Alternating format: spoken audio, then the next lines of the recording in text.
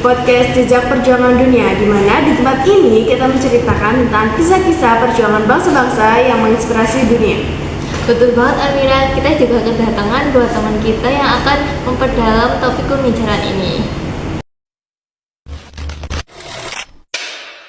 Narasumber kita hari ini ada Tia dan Salva. Selamat datang Tia, selamat datang Salva. Kalian sini mau apa? Lu jangan saya iya deh. Ya gue gampar mulut lu. Hai Almira, hai Bisti, seneng banget nih bisa diundang ke sini. Hai semuanya, aku juga senang banget ya bisa hadir, apalagi hari ini topiknya tuh menarik banget. Oke, topik kita hari ini itu kan tentang pergerakan perjuangan nasionalisme India kan. Otomatis tidak lepas dari latar belakangnya dulu nih. Aku pengen tahu, Tia, apa sih latar belakang dari pergerakan perjuangan nasionalisme India itu? Tentu Almira, jadi gerakan nasionalisme India ini muncul pada tahun 1885 ditandai dengan berdirinya Indian National Congress atau INC yang menjadi wadah awal perjuangan bangsa India.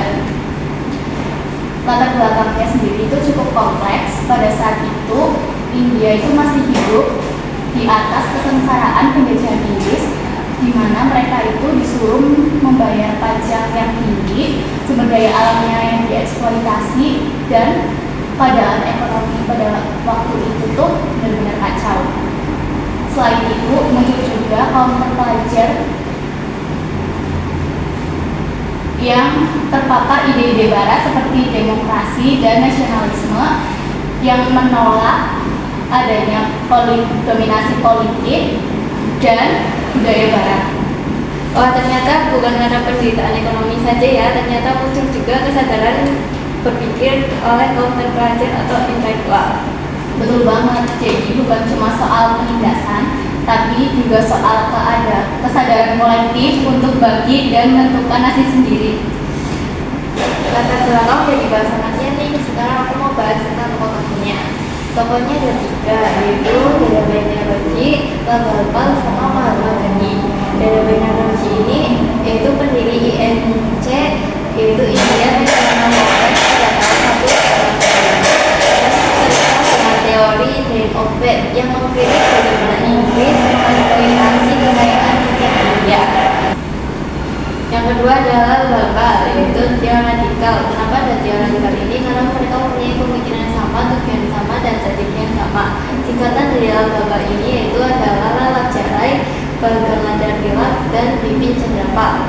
Mereka menuntut penuh atas kemerdekaan rakyat India kepada Inggris.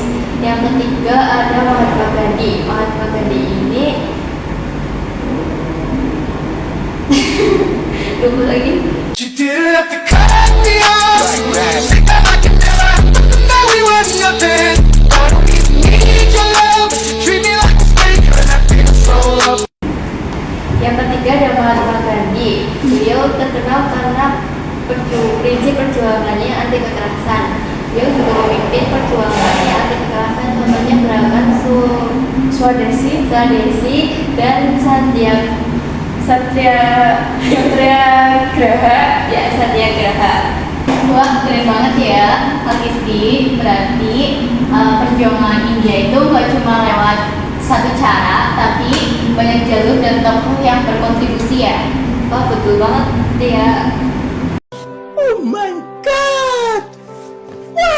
Oke, setelah membahas latar belakang dan tokoh-tokohnya, otomatis ada strateginya dong. Strateginya itu yang paling utama ada konsep ahimsa. Konsep ahimsa sendiri artinya adalah melakukan perjuangan tanpa kekerasan, dimana kita tuh di India itu melakukan suatu perjuangan itu tapi nggak pakai kekerasan loh dalam bentuk hal apapun. Lalu selanjutnya itu ada konsep atau strategi Satyagraha, di mana konsep itu tuh menjelaskan tentang penolakan kerjasama antara penduduk pribumi dengan penjajah, diwujudkan dengan aksi hartal, di mana aksi itu tuh aksi para pekerja pribumi itu mau kerja secara massal.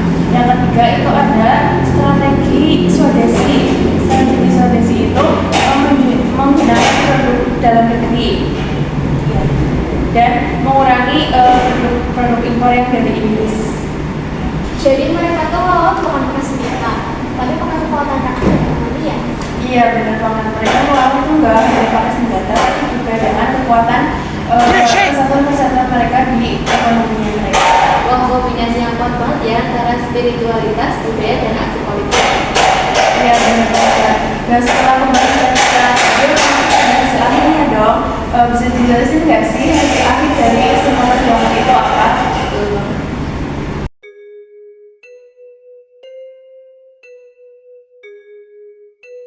Hasilnya tuh luar biasa banget, Mir. Setelah dari perjuangan yang panjang itu, India akhirnya merdeka dari Inggris pada 12 Agustus 1945. Dampak positifnya tuh banyak banget. Pertama tuh gara-gara gerakan ini itu jadi mempersatukan bangsa India dari berbagai latar belakang kayak ras dan agama, budaya, etnis. Terus juga yang kedua tuh mendorong reformasi sosial kayak penghapusan tahayul, peningkatan pendidikan, terus ada juga pemberdayaan perempuan. Selain itu, kesadaran moralitas juga meningkat karena adanya ide-ide seperti liberalisme dan demokrasi. Tapi tentu aja ada dampak negatifnya dong, kayak gara-gara pemisahan negara dari India dan Pakistan tuh jadi memicu konflik antar agama. Sedih banget. Wah, sedih banget sih Sedih dari banget cerita ya. itu.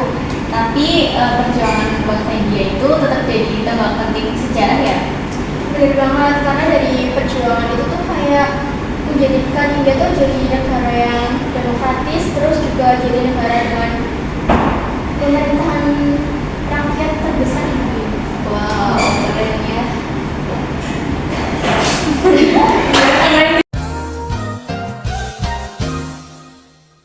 Wah, panjang banget ya cerita dari perjuangan negara India sampai kemerdekaan. Iya bener banget.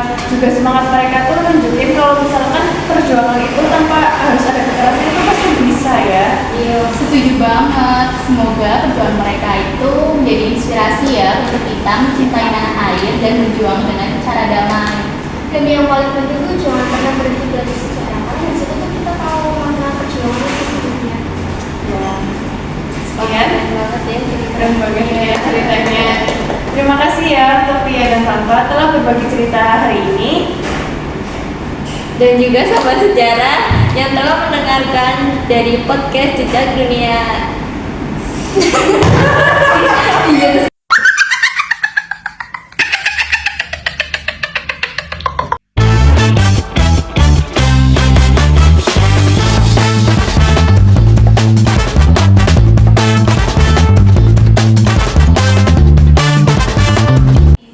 Behind Antiza SCNE. Kayak